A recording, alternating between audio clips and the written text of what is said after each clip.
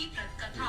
एक बार की बात है, एक साहूकार था, उसके 7 बेटे और एक बेटी थी। सेठानी ने, उसकी बहुओं ने और उसकी बेटी ने करवा चौथ का व्रत रखा। रात को साहूकार के लड़के जब भोजन करने लगे तो उन्होंने अपनी बहन से भोजन करने को कहा। इस पर उनकी बहन ने कहा कि आज उसका व्रत है और वो चांद को अर्घ देकर ही खाना खा सकती है। वो भाई अपनी बहन से बहुत प्यार करते थे और उनसे अपनी बहन को भूखा देखा नहीं गया। उसके भाई नगर के बाहर पहाड़ी पर गए और वहाँ अग्नि जला दी। अग्नि जलाकर वो अपनी बहन के पास आए और बहन को जल्दी में से उस अग्नि का प्रकाश दिखाते हुए बोले, देखो चांद निकल आया है, तो पूजा कर। करवा चौथ की व्रत कथा। एक बार की बात है, एक साहूकार था, उसके 7 बेटे और एक बेटी थी। सेठानी ने, उसकी बहुओं ने और उसकी बेटी ने करवा चौथ का व्रत रखा। रात को साहूकार के लड़के जब भोजन करने लगे तो उन्होंने अपनी बहन से भोजन करने को कहा। इस पर उनकी बहन ने कहा कि आज उसका व्रत है और वो चांद को अर्घ देकर ही खाना खा सकती है। वो भाई अपनी बहन से बहुत प्यार करते थे और उनसे अपनी बहन को भूखा देखा नहीं गया। उसके भाई नगर के बाहर पहाड़ी पर गए और वहाँ अग्नि जला दी। अग्नि जलाकर वो अपनी बहन के पास आए और बहन को जल्दी में से उस अग्नि का प्रकाश दिखाते हुए बोले, देखो चांद निकल आया है, तो पूजा कर। उसमें बाल निकल आया और तीसरा घास अभी खाने ही वाली थी कि उसके ससुराल से बुलावा आ गया कि उसका पति बहुत बीमार है और वो जिस भी हालत में हो तुरंत अपने ससुराल पहुँचे। उसे विदा करने के लिए उसकी माँ ने जब बक्से से कपड़े निकाले तो सारे कपड़े काले काले मिले। दूसरी बार कपड़े निकाले तो सारे कपड़े सफेद निकलते जाते।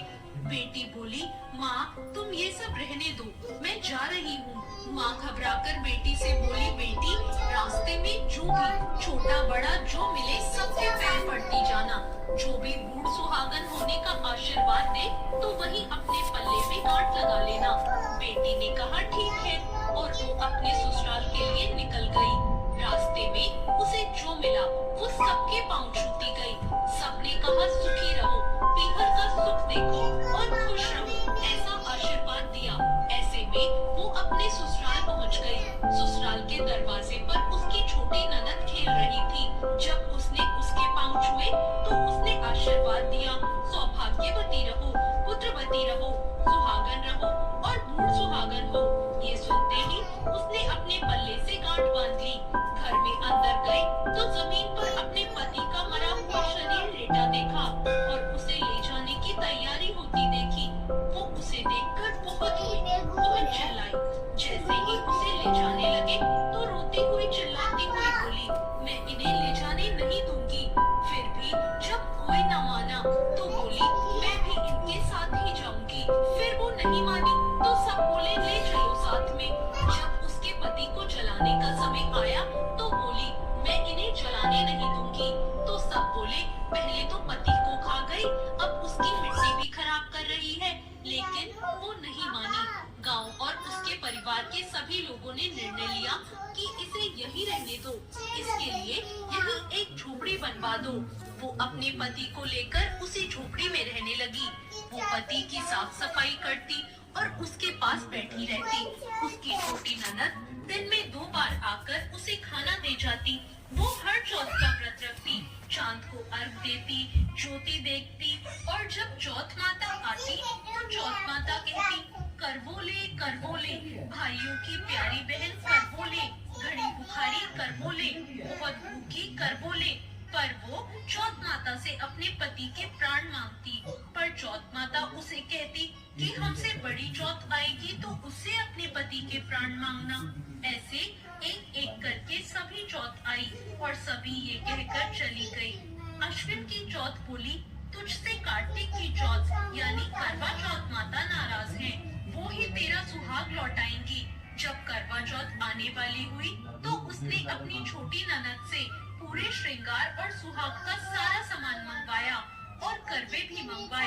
उसकी सास ने सोचा, पता नहीं क्या करेंगी इन सब का, पर कोई बात नहीं, इतने समय से अकेली वहाँ झोपड़ी में पड़ी है, जो मांगती है दे आओ। फिर उस साहूकार की बेटी ने करवा चौथ का व्रत रखा।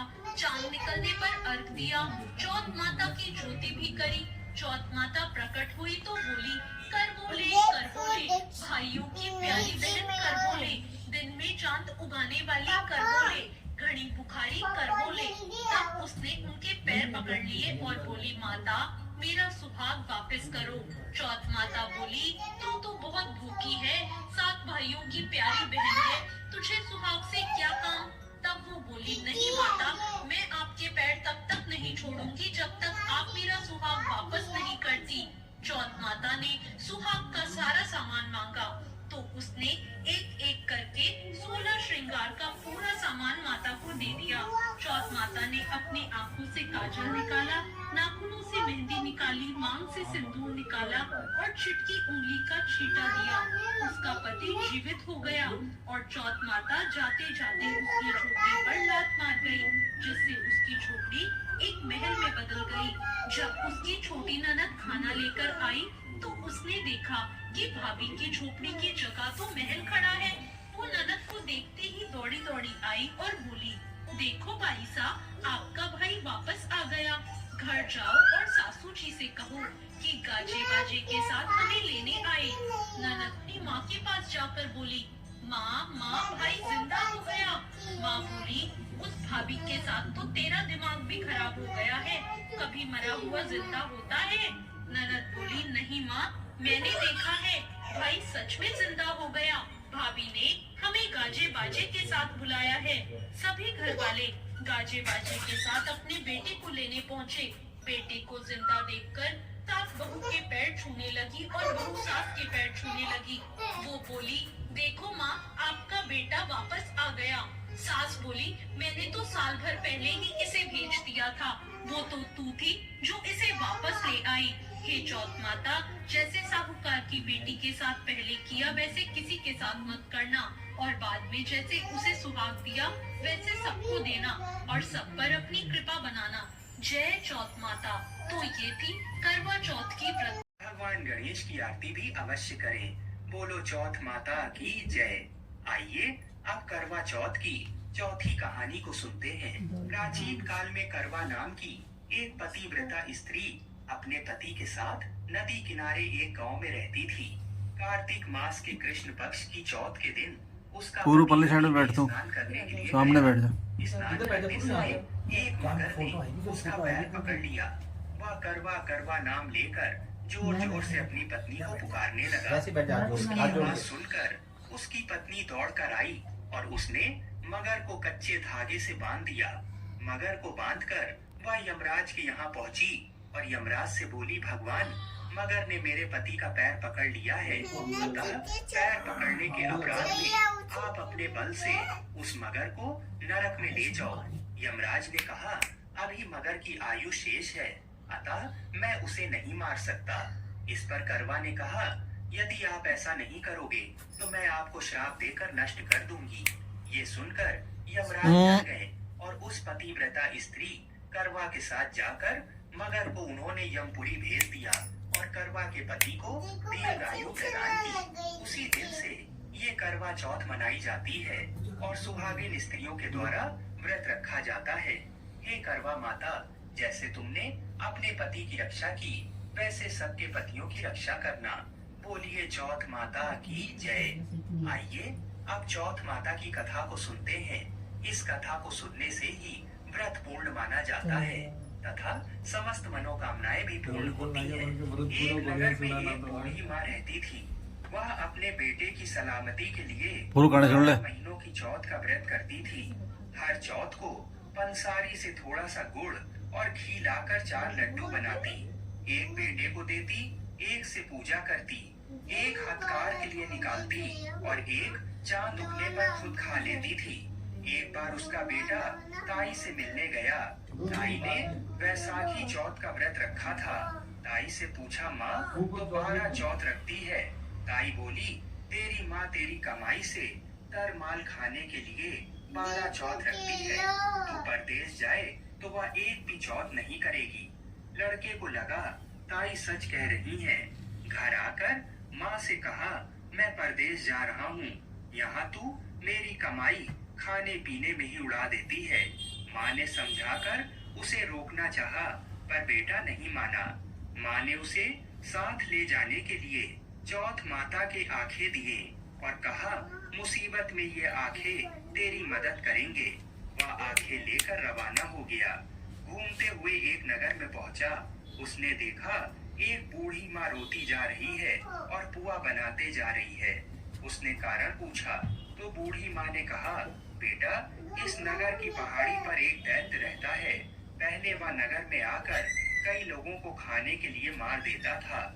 अब राजा हर घर से एक आदमी दैत्य के पास भेजता है और आज मेरे बेटे की बारी है, इसलिए मैं रो रही हूँ और उसी के लिए पुए बना रही हूँ।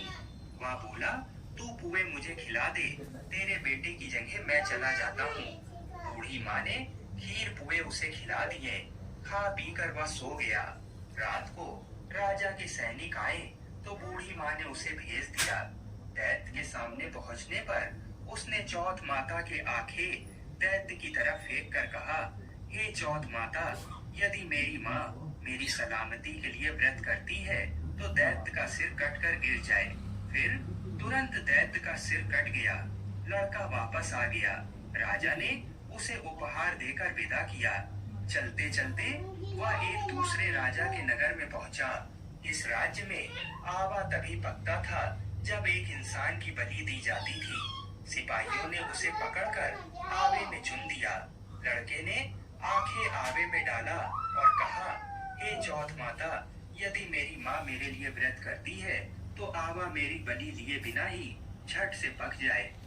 ऐसा कहते ही आवा तुरंत पक गया। आवे में से मिट्टी की जगह सोने चांदी के बर्तन निकले।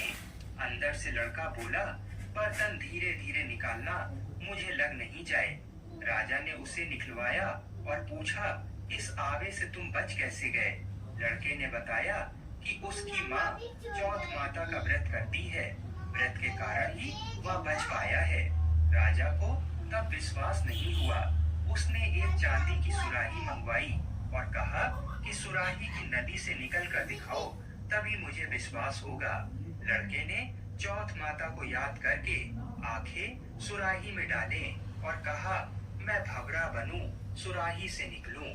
लड़का तुरंत भवरा बनकर सुराही से निकल गया। तब राजा ने खुश होकर राजकुमारी की शादी उसके साथ करवाई और सभी लोगों को चौथ माता का व्रत करने को कहा। उसे माँ की याद आई। उसने राजा के पास जाकर खुद के नगर जाने की इच्छा जाहिर की। राजा ने रथ, घोड़ा, हाथी और खूब सारा दान दहेज देकर उन्हें विदा किया। चौथ के दिन वह अपने नगर पहुंचा। वह अकेला पंसारी के यहाँ माँ का इंतजार करने लगा। सोचा, चौथ है तो माँ यहाँ जरूर आएंगी। थोड़ी देर बाद लकड़ी टेकती हुई माँ आती दिखी। उसकी माँ की आंखों में जाले आने के कारण दिखना कम हो गया था। लड़के ने जानबूझकर उस स्त्री के बेटे को अपशब्द कहने लगा। माँ ने उसे नहीं पहचाना और कहने लगी, भैया, मुझे चाहे कितनी गाली दे दो, पर मेरे बेटे को कुछ मत कहना।